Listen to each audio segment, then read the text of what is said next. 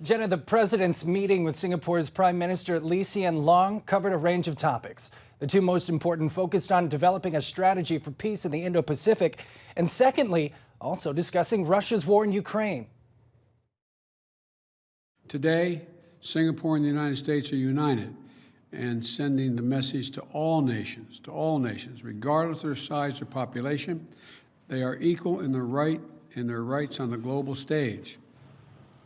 President Biden has said he's hopeful China does not get involved in Russia's war on Ukraine. However, China's position on the war is ambiguous at best, which is why Mr. Biden and Prime Minister Lee met to strengthen their alliance.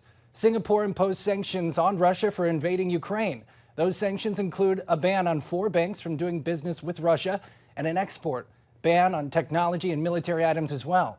Now, today's meeting with Prime Minister Lee is the latest in a series of diplomatic meetings to counter China's growing influence in Asia. Even as Russia imposes war on Ukraine, Senator Marco Rubio stressed that China is the threat that will define this century. China is no longer hiding its strength and biding its time.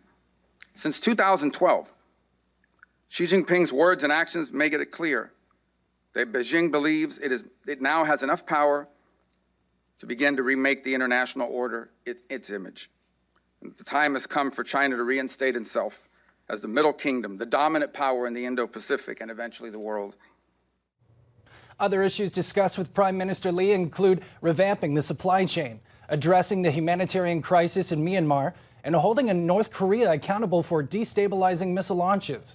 The U.S. and Singapore will also work together to fight climate change, bolster cybersecurity, and even partner for future space exploration.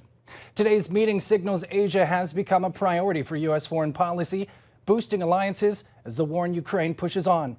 Brody Carter, CBN News.